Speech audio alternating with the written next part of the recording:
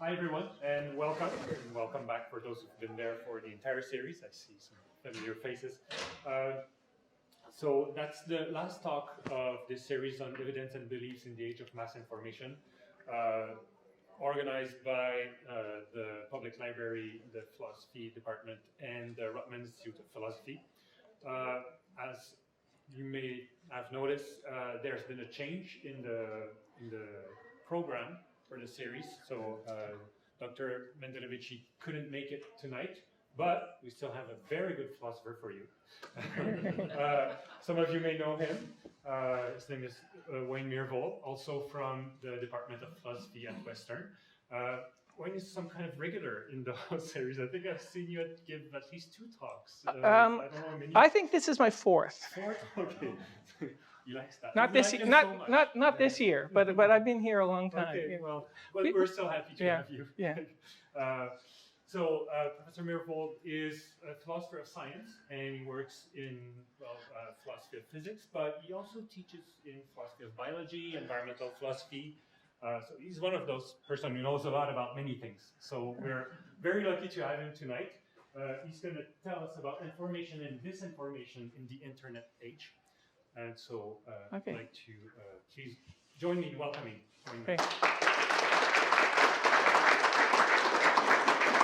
Thank you, Eric, and thank you guys for coming. As Eric said, a lot of you have been to the whole thing. I want to just acknowledge the other speakers. I think I've been to all three of them before this. It's been a really good series. So I want to thank Eric and everyone involved in organizing this. And also Margaret and the London Public Library for being such wonderful hosts. So, as Eric mentioned, among the courses I teach at Western are environmental philosophy. I also teach a course called Understanding Science. And one of the things I include in these courses is a module on being internet savvy, on what I call internet epistemology, the theory of knowledge in the internet age, because these days, that's our primary source of information about these things. And it makes things interesting. So I'm going to start off with a bit of wisdom from a figure from the past. These arrows were working a moment ago. Okay, that works. Okay, this is a Facebook status update from a number of years ago, 2011. Trouble with quotes found on the internet is you never know for sure if they're genuine. Abraham Lincoln. I got this from another Facebook friend. I don't know where he got it from. So as I was preparing for the lecture, I always want to make sure it was a genuine quote. So I Googled it, and I find that, there's like hundreds and hundreds of instances of this quote out there, some variations on it. So I'm convinced it's genuine, that it's real. One of these days, if I give this talk another time, I'll actually sit down in the library and go through Lincoln's letters or something and find the original source. But it's out there on the internet. It must be true. Okay. So that's what I want to talk about. One of the things about the internet is it makes things easy to find. But it also makes it easy for, it can sometimes make it hard to figure out where something came from in the first place. And there are people who know that and have incentive to take advantage of that, and that's what I want to talk about today. First, it's sort of a big picture thing. This is something that some of my undergraduate students have difficulty really grasping is how recent a phenomenon the internet is, because they've grown up with it their whole lives. And we've seen in the 21st century a revolution in the way information gets produced and shared. Of course, it's not the first such revolution in the history of human thought. for most of human existence, things got transmitted orally from person to person, from generation to generation. The invention of writing was a big step, though for an awful long time it was a small proportion of the population that could read and write. In the 20th century, well, in the 19th century, we saw the telegraph, which made a big difference. And then in the 20th century, the widespread use of things like radio, telephones, televisions. Right? So, just reminder of how recent a lot of this stuff is. YouTube was launched in 2005. Facebook had its big public launch in 2006. It was a smaller, limited thing before that. Twitter also in 2006. Instagram in 2010. And I'm old enough that I only vaguely know what TikTok is because it's only a few years old. Now this is poses a bit of problem for those who are studying this kind of thing, because if you're in academia and working on this sort of thing, you might have done your training before any of this stuff happened. I mean, I certainly had my PhD before any of this happened, and we're sort of playing catch up on the techniques we used to study it. Now, I think there's one advantage there's one thing that we can do about that, and the thing that makes it not totally impossible is that a lot of what's going on, a lot of the strategies of people who are out there and communicating things go way back. And only the means by which they get transmitted have changed. So I think we can actually study part of what's going on in the current information sphere by looking for some things that happened in the 20th century. So we're going to have examples taken from the 20th century, but they're certainly relevant to what's going on today. All right. Okay. Now, the great thing about the internet is it puts at the fingertips of anyone with an internet connection access to a vast store of information of the like that was never available before. I can sit in my office and I don't have to go out and buy newspapers. I can access a whole bunch of news sites immediately. If I want to look at old newspapers, they're on archives. I don't have to go to the basement of the library and look up the microfilm. I hated microfilm because it is something I did when I was a grad student. There are even scans. If you're interested in historical research, oodles of books that are now out of copyright are available in scans. So some of my work has to do with the history of science. And an awful lot of the material I want, I don't have to order it by Internet Library Loan because it's on PDF on the internet. So what the internet does is it facilitates the spread of information.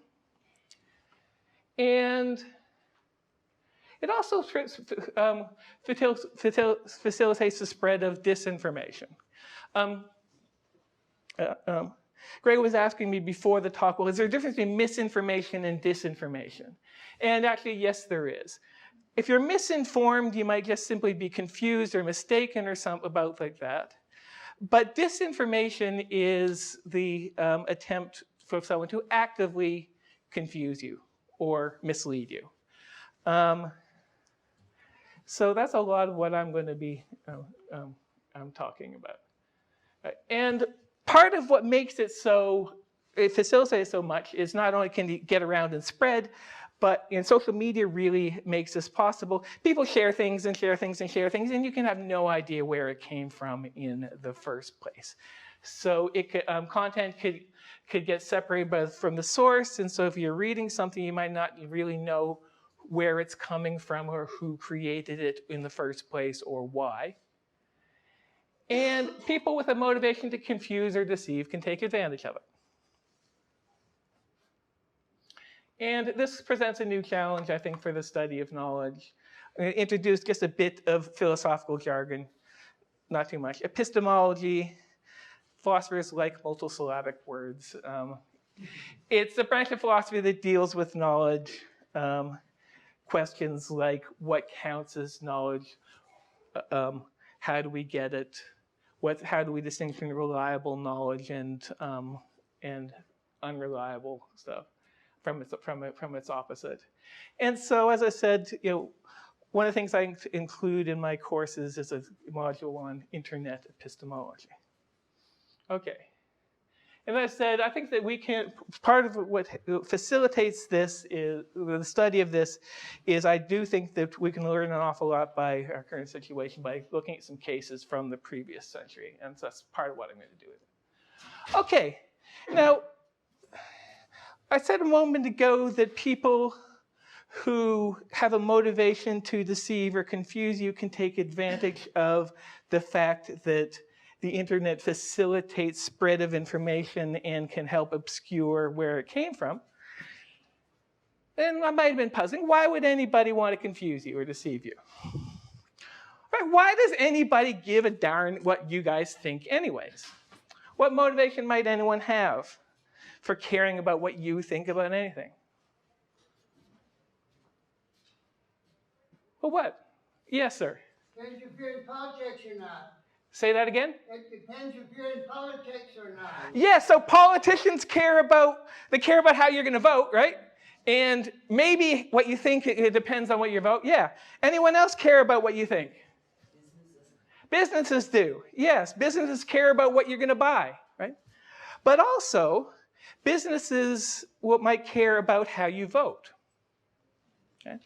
Or, and one of the, there's a lot of issues in which the profits of a certain business might depend on what public opinion about something, or about what policymakers think about something.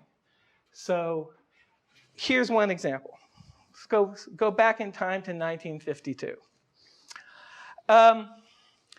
This is an article that appeared in Reader's Digest. If you're not familiar with that, back in the 20th century, people would take pressed paper and pressed wood and pulp and turn it into paper and produce magazines that they would mail out to subscribers. And Reader's Digest was a magazine that took articles from other periodicals and condensed them down to shorter things. So, and there were jokes and there's little stories and stuff like that. And it still exists because you can still find them in doctors and dentists' waiting rooms. And that's really what it was designed for. So it would be there in the doctor and dentist waiting room. And you'd have this shortened article that you could get through in the time you're waiting for your doctor. And in 1952, an article appeared condensed from the Christian Herald called Cancer by the Carton. And it was an overview of recent medical research on the health effects of smoking tobacco. Now, the tobacco company executives noticed this, and they got worried because they had a vision of the future. They had a nightmare vision of a dystopian future where smoking would be banned in public places. Like people would come to libraries and there wouldn't be ashtrays because you wouldn't be allowed to smoke. That smoking would be banned in bars, in classrooms, and even on airplanes. Right? So yeah, so this was the nightmare dystopian future that the tobacco industry feared would happen. And they took steps to try to avoid it or mitigate it, or at least delay it. Right? So they needed to influence public opinion. They were worried that if people got worried about smoking, that they would stop smoking, and there would be public pressure for smoking bans and things like that. the people running these companies were good at running tobacco companies, not necessarily good at public relations, so they hired PR companies.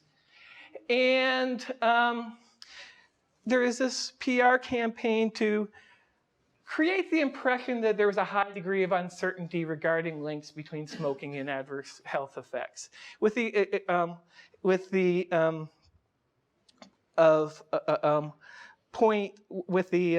goal of at least delaying or stopping some of the momentum towards these anti-smoking legislative initiatives, right? And here's what the PR people did. They were aware that if they did television spots that were clearly paid for by R.J. Reynolds or something like that, saying, don't worry about what those scientists say, smoking is good for you, people would not be, it wouldn't be very effective. So what they did is they sought out scientists who had been doing research on tobacco or were skeptical about what other researchers were saying, and they built ties with them and worked to get their message out into the media. So they approached these people and said, you know what, hey, would you write an op-ed that could appear in newspapers and things like that? Would you be willing to testify before Congress before us and things like that? And they formed a organization called the Council for Tobacco Research, 1954. So this was funded by a coalition of tobacco companies, but it was an independent organization in the sense that the people who worked for it weren't actually employees in any of the companies. And when you hear about these sort of things, that's what the word independent means. It means we're not actually, you're not directly an employee from us. It might be wholly funded by the tobacco industry, but these people aren't actually employees of R.J. Reynolds or anything like that. And the claimed purpose of the Council for Tobacco Research was to find out whether smoking was dangerous, and if so, quote, the next job tackled will be to determine how to eliminate the danger from tobacco. So that's from the organizational documents. If you look at what it actually did, it just churned out material aimed at discrediting the researchers that other researchers were doing on the dangers of tobacco, and there was precious little research being done at the Council for Tobacco Research. Right. What these people were doing was just what business school tells you you're supposed to be doing. Jargon that is often used these days is SWOT analysis.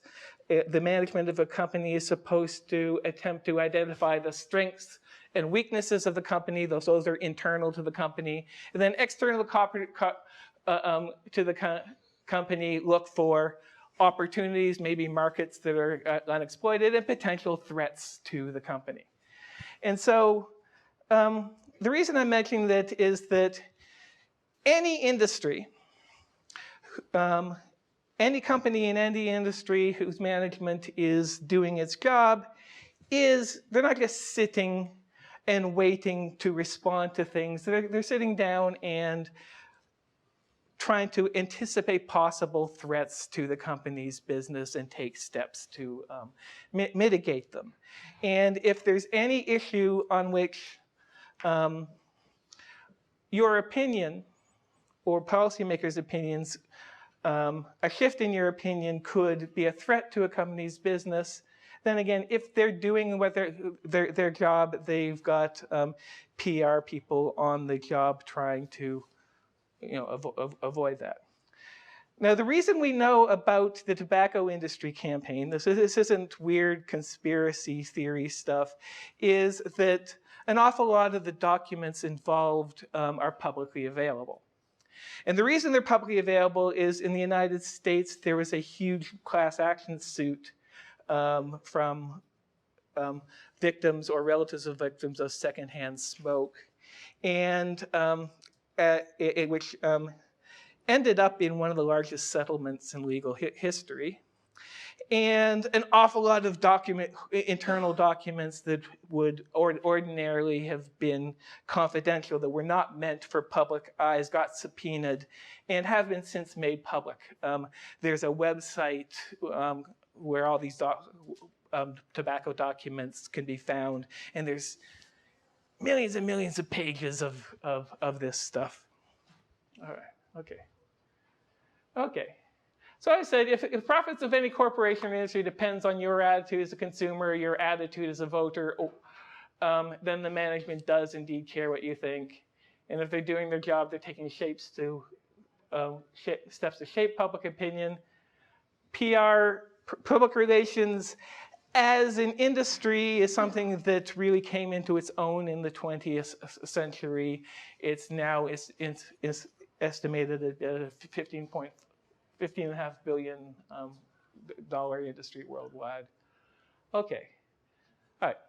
So if you want to influence someone's opinion, how do you do it?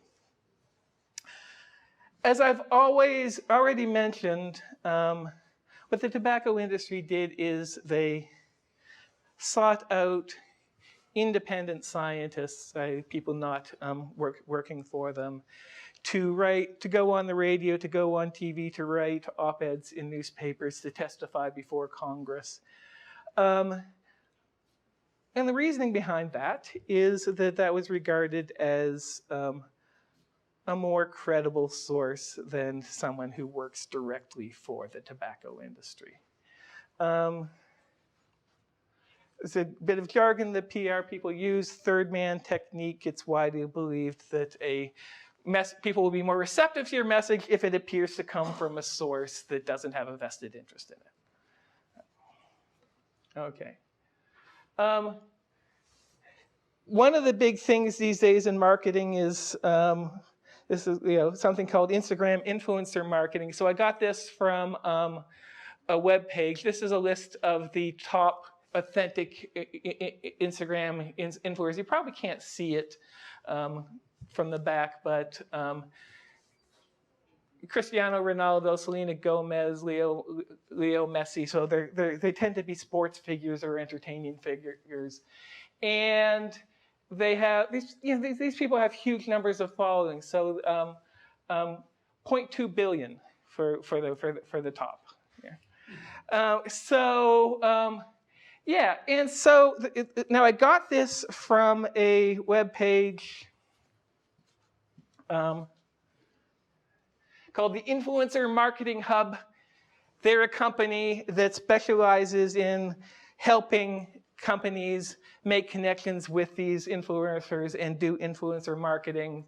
The idea is that if Cristiano Ronaldo takes a selfie of himself wearing your shirt, then billions of people, well, not billions, millions of people are going to see it, right? I'm exaggerating, billions. Millions of people are going to see it.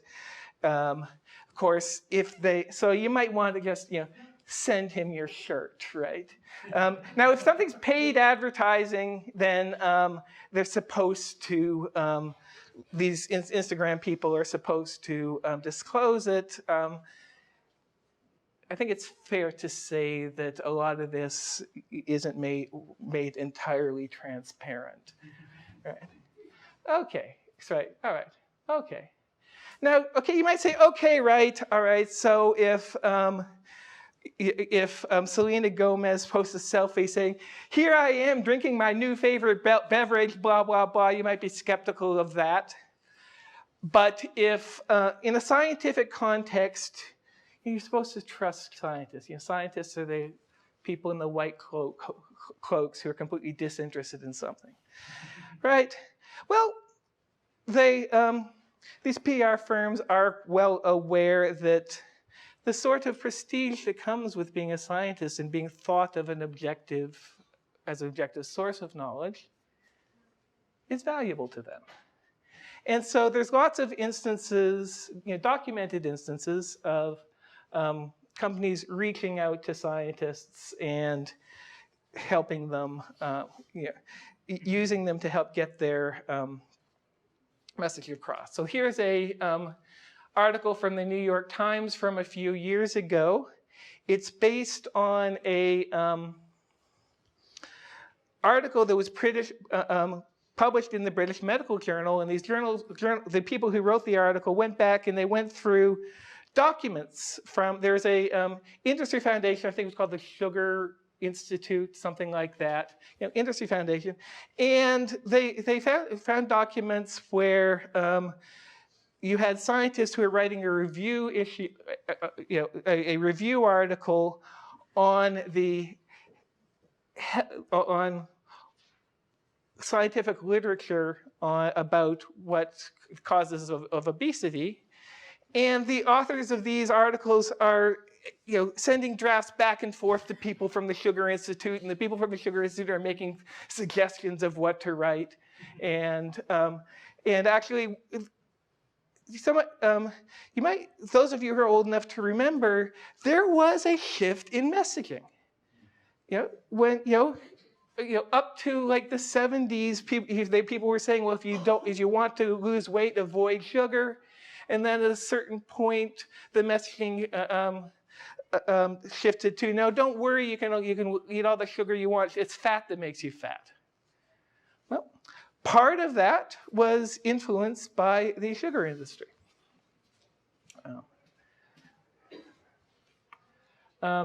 More recently, an organization called U.S. Right to Know obtained a bunch of memos and emails and things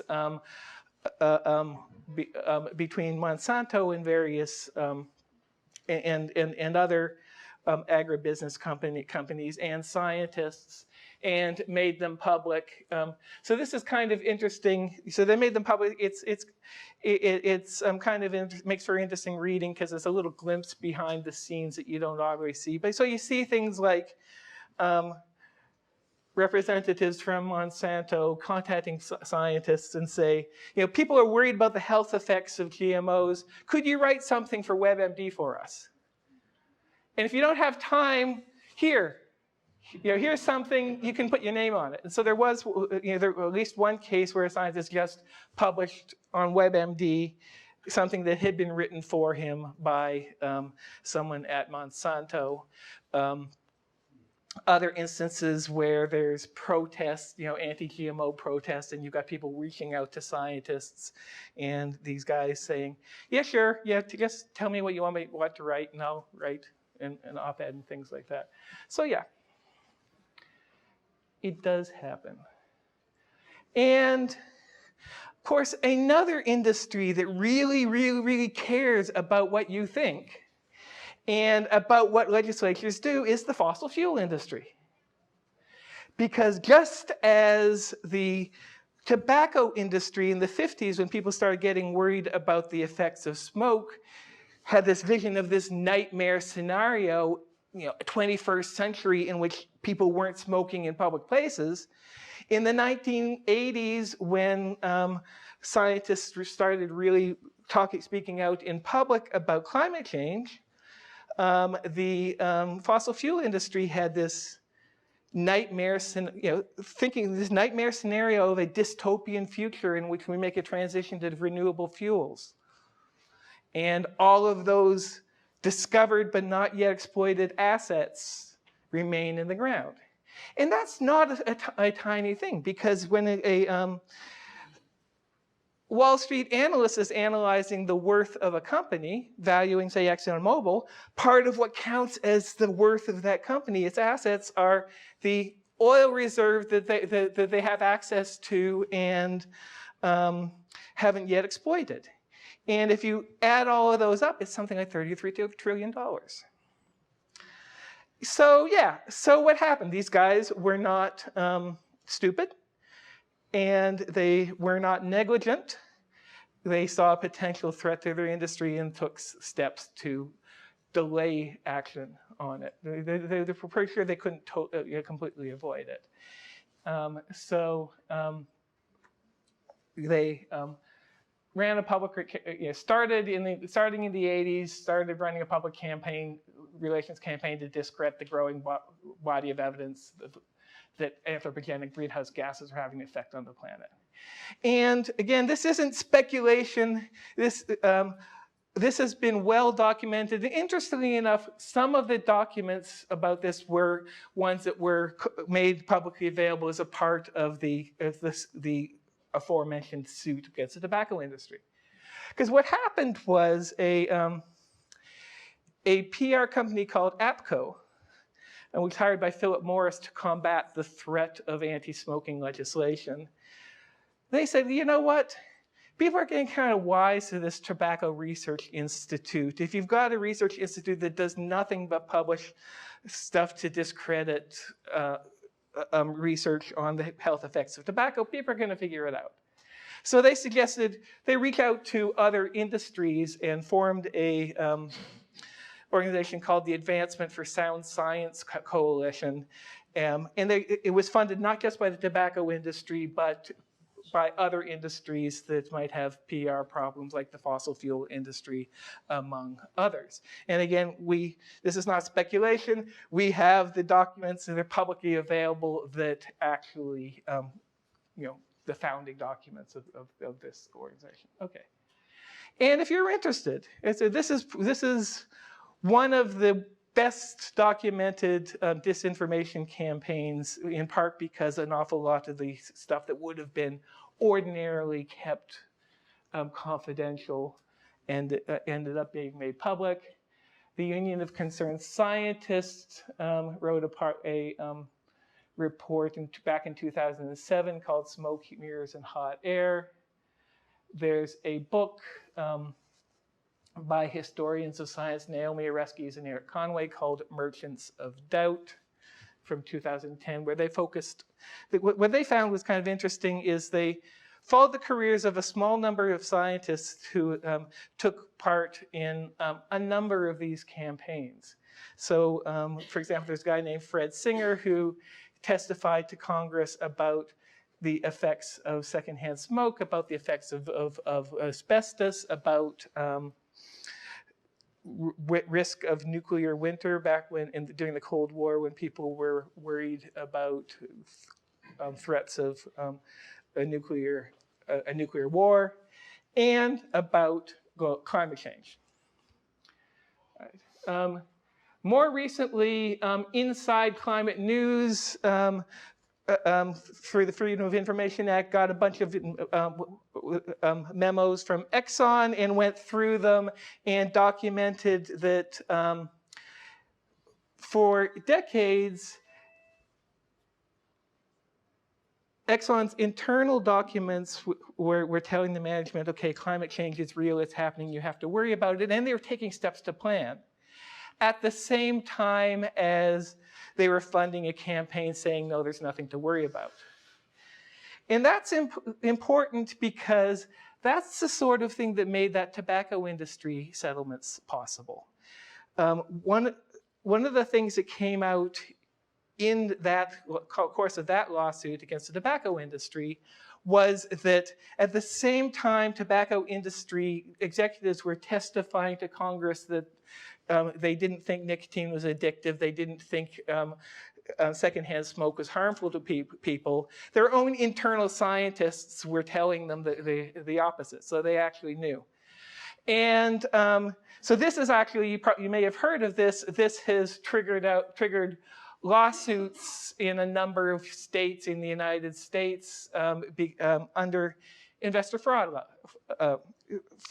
laws, because if there's a threat to your business that you're aware of internally, you're supposed, by the SEC says you're supposed to disclose it. So New York and a number, I think 17 attorneys general of the United States have lawsuits against ExxonMobil for this.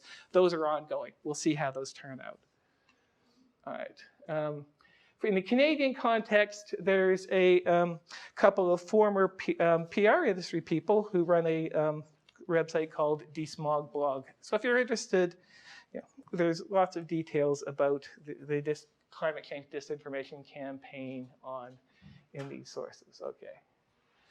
All right. Now, there's something interesting if you think about it. If the point of a communication to the public is to forestall a threat to a company's business, then in a certain sense, whether what they're saying is true really isn't an issue. So if a company comes to correctly believe that a product is dangerous, that's a threat to the business. But if a public comes to falsely believe that a product's dangerous, that's a threat to the business. And in both those cases, the company is going to be hiring PR people to forestall that threat, to guard against it. So in these cases where you've got people who are motivated to influence what you believe because of business concerns, they might care what you believe because that might affect how you act. But whether or not what you believe is true isn't really the issue. But also, they might not really care what you believe. They might, because it can be enough to just get people confused and in doubt. That can delay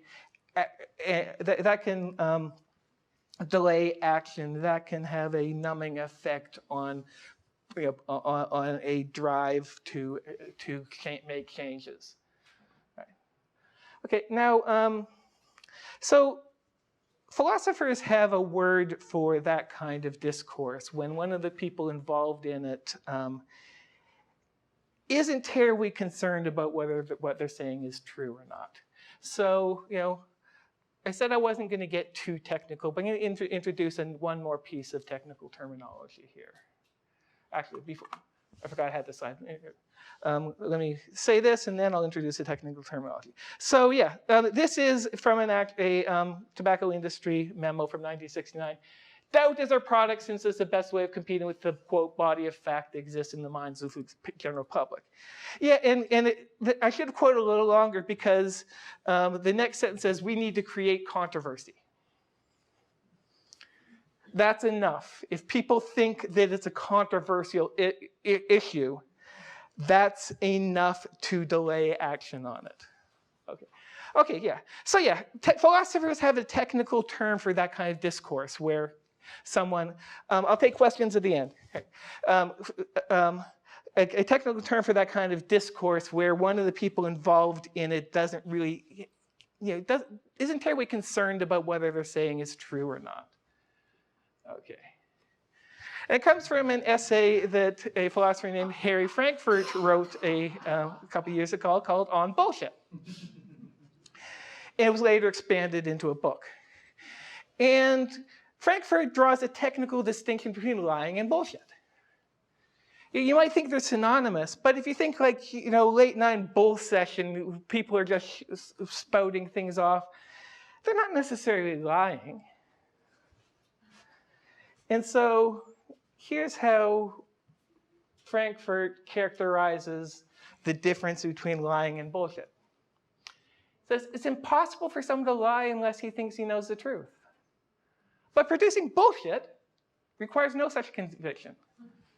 A person who lies is thereby responding to the truth, and he's to that extent respectful of it. When an honest man speaks, he says only what he believes to be true. And for the liar, if you're setting out to lie, it's indispensable that you consider your statements to be false. For the bullshitter, however, all bets are off. He's neither on the side of the true nor on the side of the false. His eye is not on the facts at all, as the eyes of the honest man and the liar are, except in so far as they may be pertinent to his interest in getting away with what he says.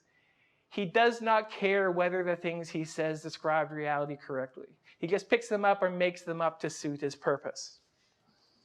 And I think that's important if you look at some of these disinformation campaigns, because particularly if you look at the talking, so what happens is with the climate change disinformation campaign is the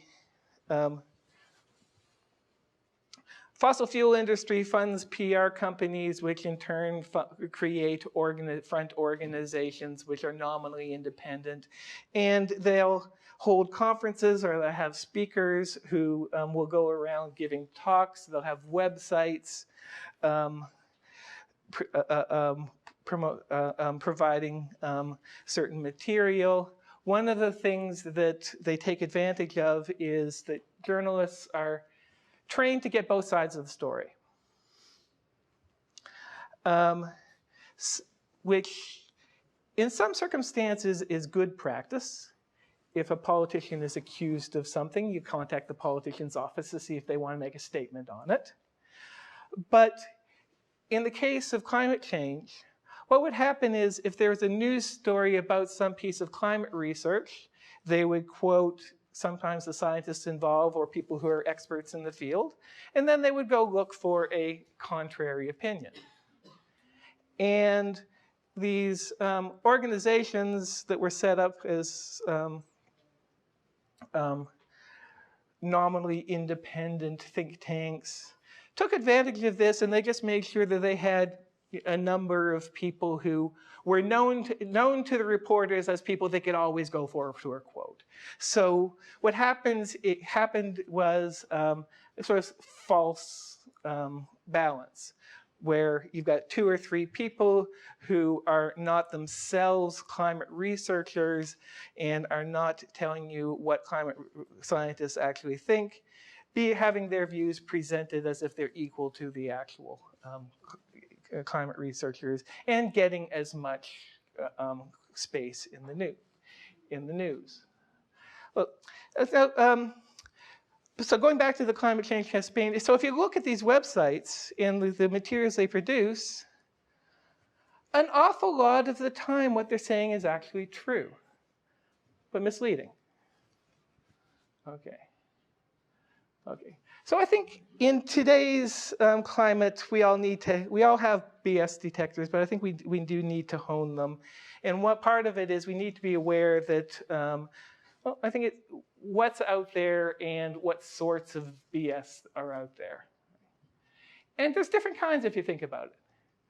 So there's an awful lot of, not disinformation, but misinformation, because people will spread things that are maybe misleading or inaccurate without the intent to mislead, because they could be totally sincere but a bit confused themselves. And sometimes, and unfortunately this happens among well-meaning political activists, sometimes people will exaggerate something for rhetorical effect. So that's out there. Right.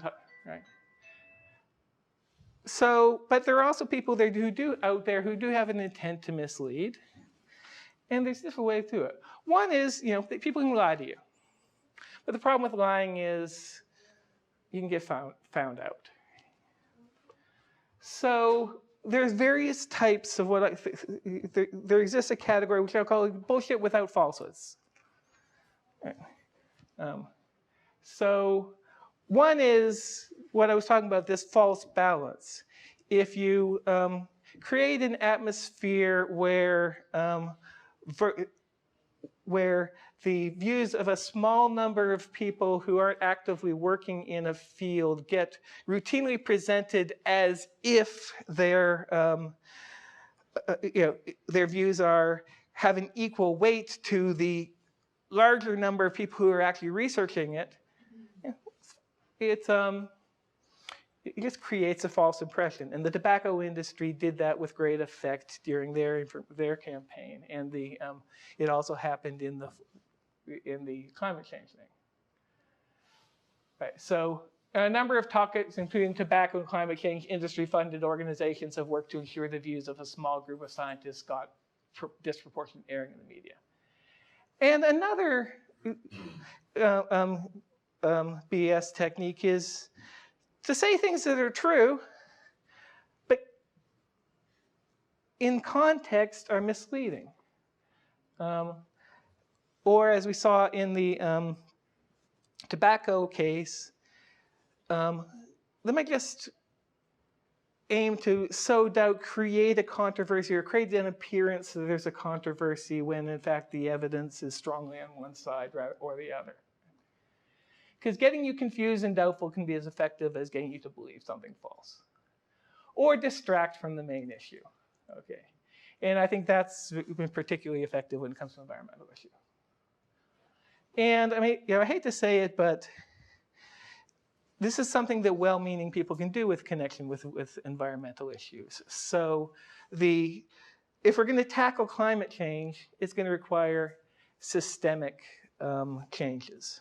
It's going to require cities to restructure themselves. It's going to require a widespread transition off of fossil fuels to renewables, which is going to require investment in development of renewable energy. Yes, there are things that we can all do to limit our impact, but individual changes are not going to solve the whole problem. Okay. So what's an example of true but misleading things? So here's a talking point that you'll sometimes see. So this is, so suppose, for example, hypothetically, someone is arguing that we're not actually experiencing a climate emergency and we shouldn't be taking steps to, say, to turn London into a zero emissions city by the end of the century. They might say something like this. CO2 concentrations will be much higher. Present concentrations are very low and near the minimum of 200 parts per million under which most plant life will die. Anyone know what the current concentration of CO2 is?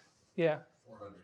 Yeah, 400. A little over, yeah. Yeah, that was a threshold. That was kind of that we passed sometime last year.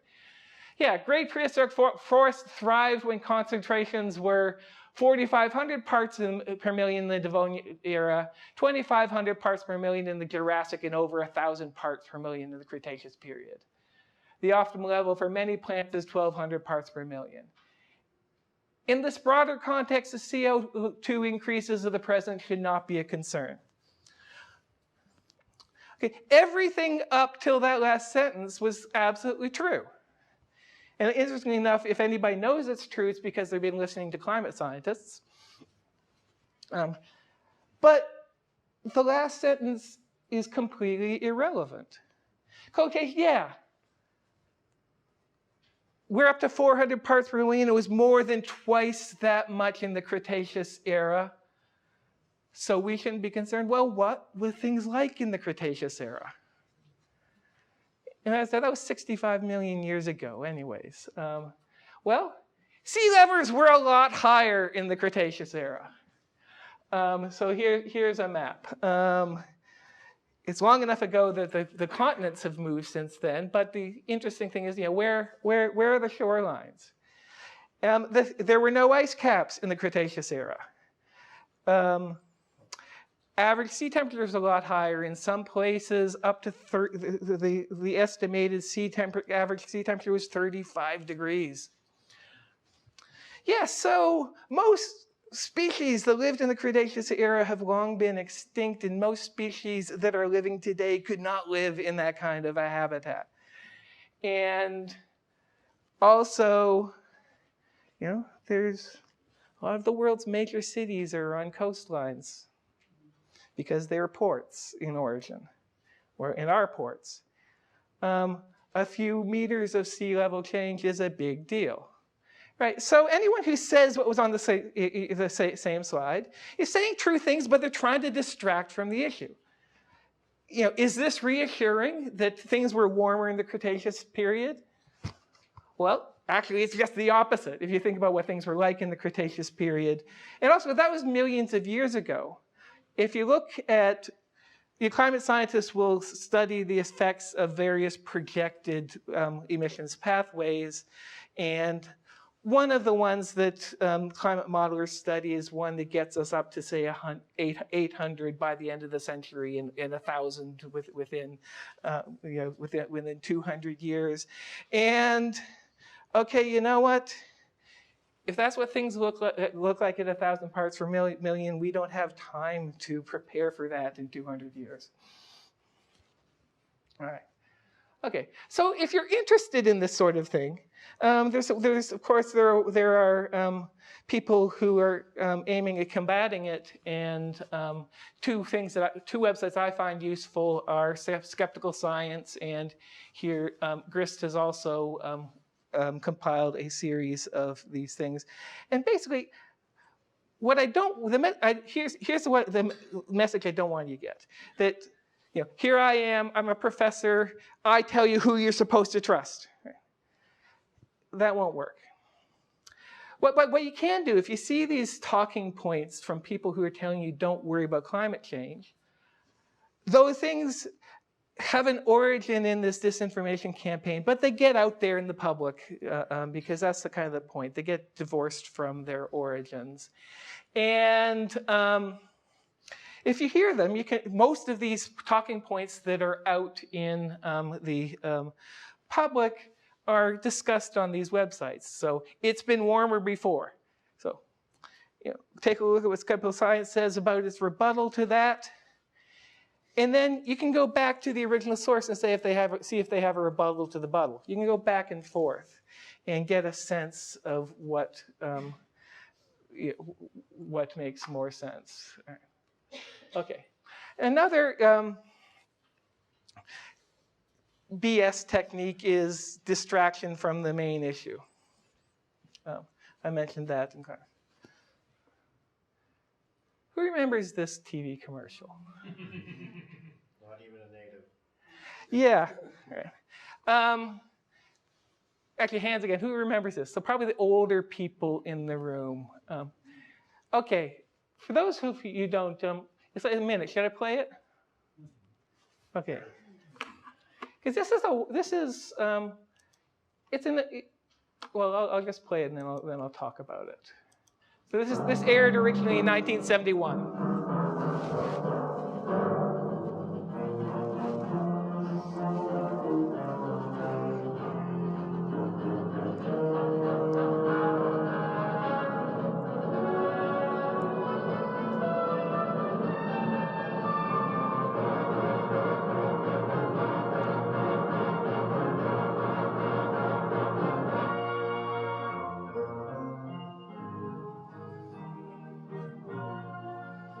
Some people have a deep, abiding respect for the natural beauty that was once this country.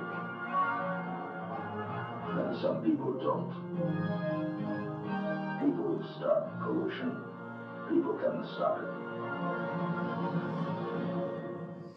Okay, yeah.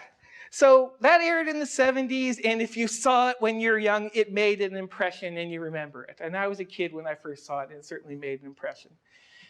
There's a lot that could be said. Oops. Right. Yeah. Whoa. Stop.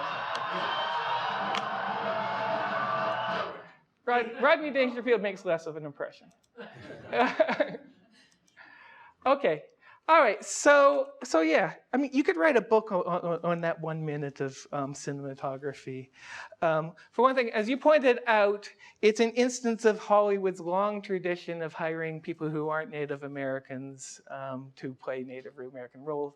The actor's name is Iron Eyes Cody. I think he was Italian American. But he played Native Americans in movies and things quite a bit. Now, when I saw this as a kid back in 1971, it was inspiring, and it helped inspire me to not litter and go around the neighborhood and pick up trash and stuff like that. As an adult, I remember thinking back on it and said, okay, there's something interesting that's going on here. Because he first paddles by industry pouring pollution into rivers and smokestacks pouring effluent into the air. But the thing that brings a tear to the eye is someone throwing a bag of trash out of their window of the car. And if you think, okay, littering's a problem, but industrial pollution's a bigger problem, you say, okay, this thing actually directs your attention away from the industrial pollution and towards the littering. And I thought, okay, that's interesting. And a couple of years ago, I was sufficiently interested in it that I actually kind of looked up the history of it. It was produced by an organization called Keep America Beautiful. And that organization was founded in 1953 by the American Can Company and the Owens, Illinois Glass Company, later joined by Coca-Cola and the Dixie Company. And what was happening in the United States at the time was several states were considering bottle bills to mandate a deposit on beverage containers. And these people were worried that it would cut into their sales. So to combat that, they launched this anti-littering campaign. If you can get people to voluntarily stop littering, you don't need legislation aimed at encouraging people to recycle. So remember the last line of the narrative. Did anyone recognize the voice? William Conrad. So the last line of that is, people start pollution, people can stop it. The message of that ad is legislation is not needed, and that's the purpose. And the reason I'm mentioning that is that in the past few years, we have a growing awareness that climate change is a problem, and we also have a growing awareness that plastic pollution in the oceans is a big problem. And one of the things that has been getting a lot of attention are these Refuse the Straw campaigns, which are fine. Every one of us uses plastic that is not needed, and if we all make that, if everybody, stops, refuses a straw when they go out to a restaurant, there'll be a lot less plastic being dumped in the ocean. Of course, that's a very small part of the problem. So my worry is that even though probably most of the activists who are involved in these Refuse the Straw programs is that there's probably some efforts out there to redirect your attention to personal lifestyle choices, to redirect attention away from more systemic kinds of changes. All right. Okay, so almost out of time. What can you do? Well, one of the things that happens a lot on social media, Facebook, Twitter and stuff like that, is, and I'm sure everyone has done this at least once in their life, you see a headline and it really strikes you and you share the damn thing without clicking through to actually see what the source of information is. And what sometimes happens is there are headlines that actually contradict the story underneath, or there are things that look like news sites and they're clearly not, or things like that. So if you're actually interested in figuring out what's right and what's wrong, get behind the headlines and ask yourself questions like, what's the source? Is it a news source? Is it a scientific journal? Is it a satire site? That's something that happens an awful lot, that people don't realize the onion is the onion, right? Right? Yeah, right. There are industry websites out there that are meant not to look like industry websites, but an awful lot of the time, if you scroll down to the legal disclaimer, you'll find that the organization Keep Americans Healthy is a website which is run by the Canadian dairy farmers, things like that. So very often, it's not that hard to find out what the source is. Right. If a news story is telling you something, ask yourself, how do they know, where do they get their information? And it's not that hard to actually look to the scientific literature. You can look for review articles and things like that. And in some cases, you could find a review article. So, for example, a couple of years ago in the United States, the National Academy of Sciences commissioned a review of the scientific literature on the risks and benefits of genetically modified crops. And it's worth reading. And you find it cited sometimes on websites here's a hint. If you see someone tell you that report says something, go look at the report and see if it actually says what they're telling you it says. All right. And one thing that I think we should, we're all guilty of, and we can do better is, don't share something based on the headline alone. If you're in doubt, check it out. One useful website, some of you may know about this, Snopes.com, collects things that people share on the internet and research. Now, I started out saying that this whole shift in how people share information is something that's hard for academics to keep up with. So what I'd like to hear from you is, I've been talking here for an hour, but what do you do? What are your techniques for sorting reliable info from BS? Sorry, there's a typo there. Okay, thank you.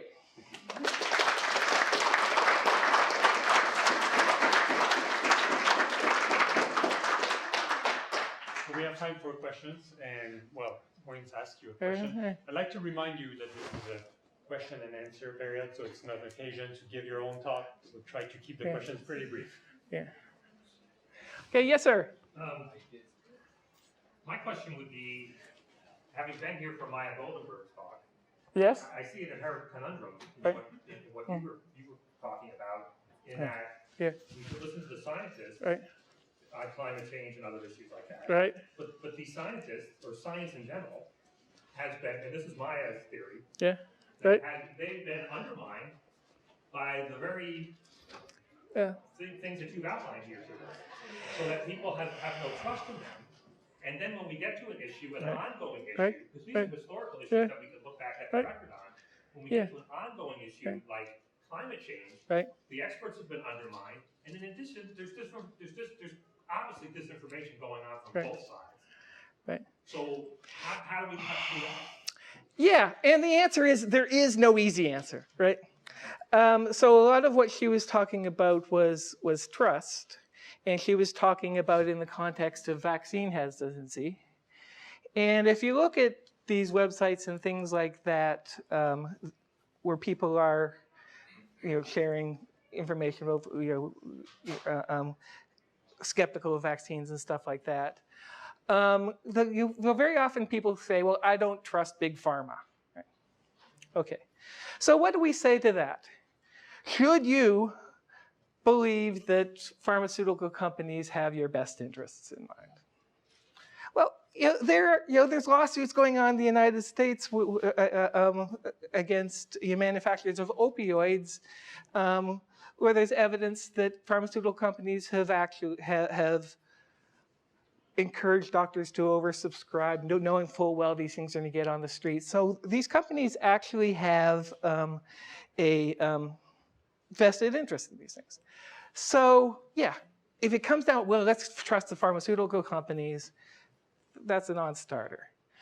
With the vaccine thing, yeah, I think just saying that the scientific literature has been tainted is a little too simplistic. What you can do is you can sort of look at these review articles and look at what people are saying and what kind of evidence they're giving you. If someone tells you an anecdote, this person got a vaccine, a MMR vaccine, and then developed some kind of neurological difficulties, anecdotes don't really have much evidential value. You are looking for some kind of systematic survey. If you're looking at a website that is repeatedly citing the Wakefield et al. Study, without telling you that that paper has been retracted and Wakefield stripped of his credentials by the British Medical Association, then they're withholding something from you, and they're doing it intentionally. Yeah. So yeah. I'm sorry to say I don't have an easy answer for these things. Right, because there's a broader context to my Right. point. This is, Yes. all experts have been undermined by this, not just like I know her field is Right. vaccine hesitancy, but all experts have been undermined by that. So we're seeing that with everything where experts are being gathered. And people want another source, and then they go to the internet. Well, I think that all experts have undermined it. I think I respectively disagree. I think that's taking things too far. Someone else, okay, like you had your hand up, yeah.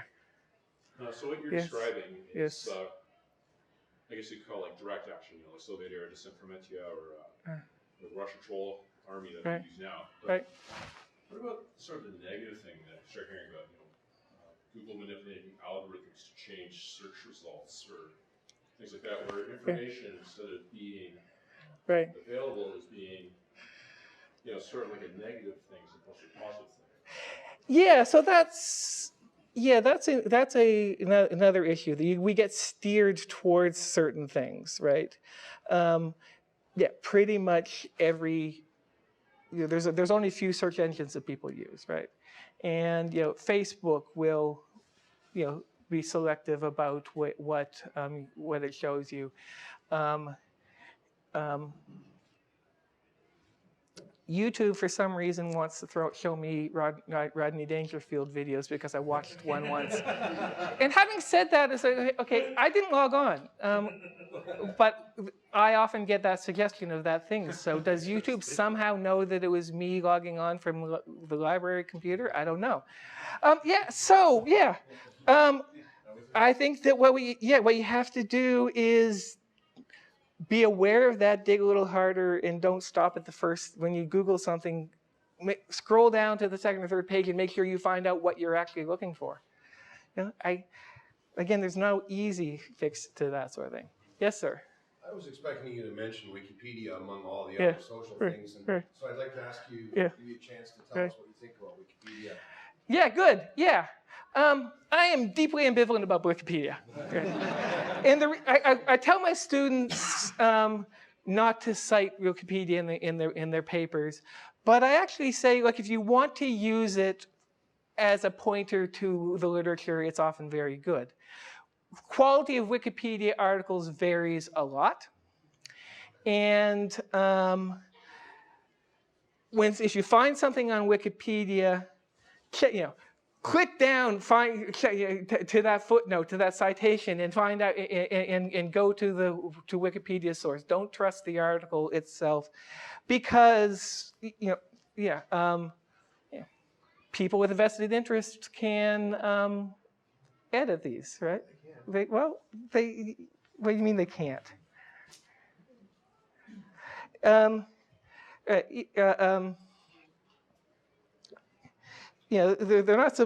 not supposed to, and there's methods aimed to minimizing that, but you can't be eliminated entirely, right? Now, what I have found actually is that when Wikipedia first started, I was skeptical of it. I said, okay, there's no way this could possibly work. But I have found, for the most part, when I look at articles which are about something that I know about, or that I can independently check, they're actually very often remarkably good. And of course, what happens is that stuff gets corrected. So stuff that's wrong, someone edits and they say something's wrong, and then someone will correct it and they have this talk. And it actually, for the most part, tends to get worked out. So use with caution. Yeah, it can be a valuable source. Yes, sir. So your question about how to sort reliable from unreliable, I always start with the free, the Wikipedias, and where the free information is. And then as I tend to get deeper and deeper, I bump into more and more paywalls. Like, if you want this scholarly article, it's going to cost you $20. So I become hesitant to really be intrigued by more and more information when it's going to cost me more and more money. So I'm wondering if what you found is there a proportionality or relationship between how much I spend for the information and the quality of it? No.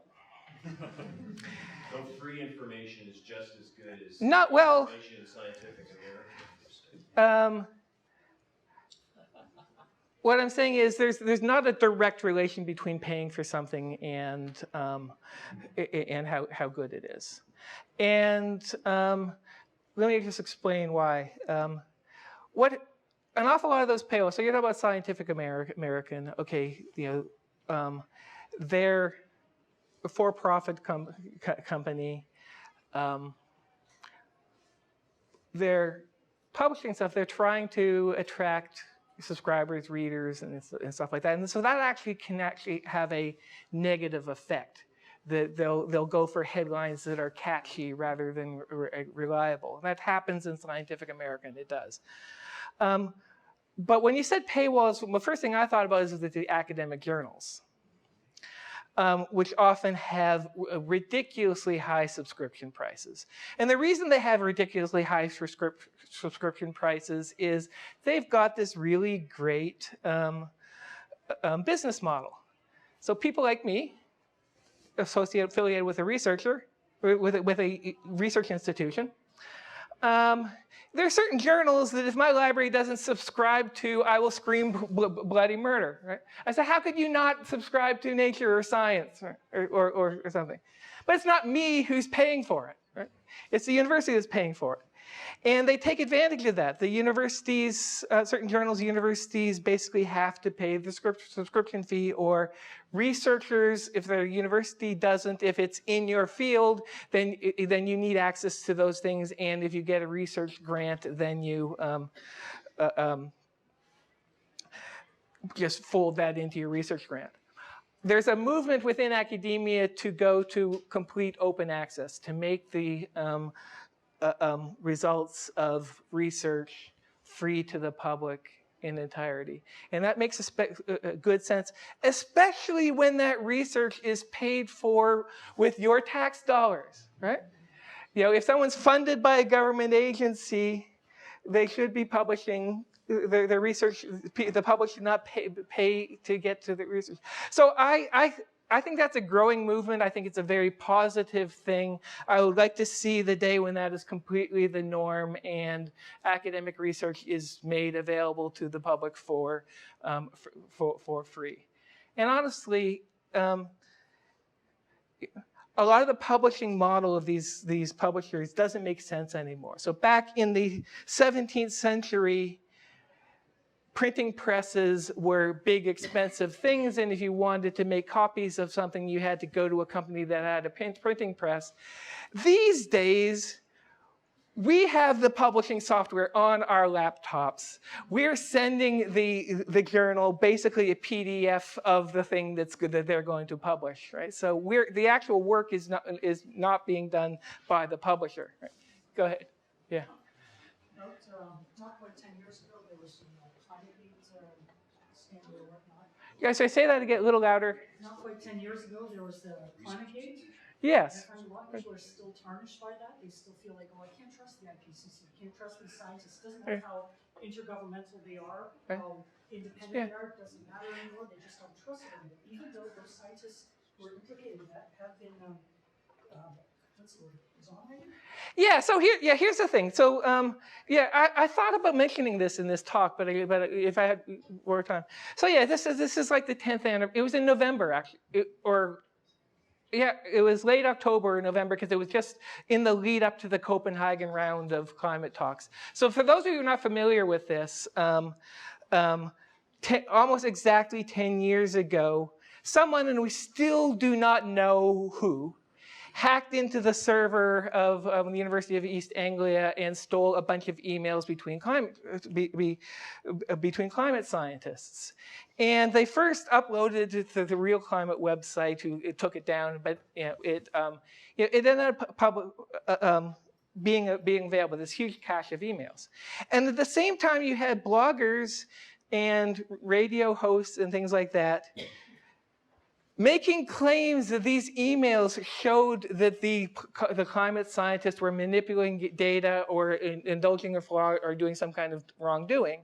And what they were doing is they were taking little snippets out of the context to make it appear that way. And it actually had an effect on public opinion. If you look at public opinion polls, there was a dip in people's trust in climate science. And yeah, so that was effective. We still don't know who did that, but that was effective. Now what happened was a number of independent research review boards said, okay, we don't want to be funding these people if they're engaged in fraud. So a number of independent review boards went through all those emails and found no evidence of wrongdoing whatsoever. And they're there. If you don't believe me, they're there. You can look at the things that people say these scientists are doing, and then go to the actual emails and look at them in context and say, okay, yeah. The person who tells you this is evidence of wrongdoing is actually BSing. I think we have time for a couple more. Yeah. Yeah, I was just going to say about like WikiLeaks or like fact-checking sites, because I hear so much of people like Snopes. Oh, like if they make a mistake, like they're lying. Like, oh, they're always lying. Like, they're always retracting. And it's like, do you realize what these people are doing? Like on pretty well no money and a very, very small, amount of people. Like if they get 75% right, I think they're doing pretty darn good. Like, yeah, so here's the reason I recommend Snopes. Not because they're infallible, right? Yeah.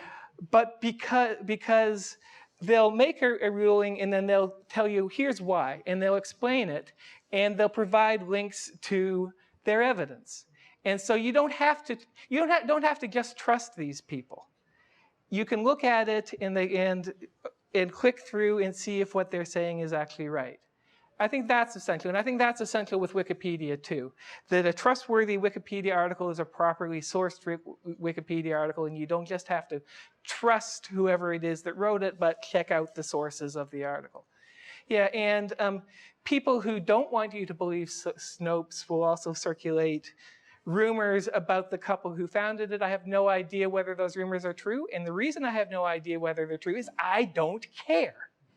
Right? I don't care if these people have personal problems or have been unethical in their personal lives or whatever. If they're telling me, okay, this is a piece of false information, and here's the documentation, and I can click through why that's what I care about. So I think also focusing on the people themselves is a distraction. So pretty much every climate scientist who's engaged in public outreach probably has at least a dozen PR people assigned to that person personally to spread nasty things about that person. So among the people I follow on Twitter is Catherine Hayhoe, who I think is a very good communicator of climate science, and she comes across as a nice person. Now, if I found out tomorrow that she's actually not a nice person, that maybe she kicks puppies or something, that wouldn't affect her value as a climate science communicator. So so another thing that is a distraction, main issue, is focus on the people rather than what they're saying. Yes, sir.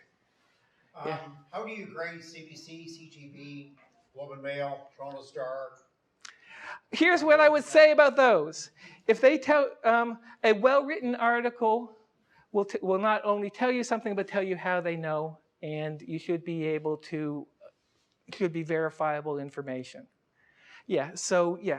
Don't just So try and get behind the headlines, get behind the story.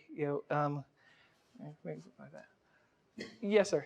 I got it real quick. Yeah. It answers that. Yeah. Okay, first, the way to tell is always dig deeper, but Right. you can't always dig deeper because you don't Right, always have right. time. So as you said, headline doesn't necessarily say what the article does. Article doesn't necessarily report what the report does. Dig into the wiki references. So maybe there could be an app for that. And maybe in the future, how we'll be doing that is we'll be seeing the claim, and either by a click of a button or Right. whatever, it will check, oh, does it mention Right. reputable sources or unreputable sources? Let's dig down into Right. the wiki. Let's do that all Right. with a click and Yeah. basically give you a score that says, here's an assistance, or here's an Okay. an assessment assistance on Yeah. being scalped. Yeah. What's that? That could be very useful to people who are out to confuse. So the worry is that if something's giving me a score and I don't know why, you're losing that transparency. Bev in the back, and then that'll be the last question. Yeah, just on one point, we have all this truth and not truth, a lot of propaganda going on for 20 years. Edward Bradley gave Sigmund Freud lots of cigars for this information on human behavior, so we got a long time. But the point I'm making is, what do you do with us when we believe what we want to do? Okay. The element is when it gets back to me, okay. I decide, look, we've got pictures of running lungs with a pack of cigarettes. If I go to somebody about smoking, they're not going to listen to me. Yeah, so some people just will believe what they want to believe. There's not much we can do about that. Right. Okay. All right, thank you. I think we're out of time.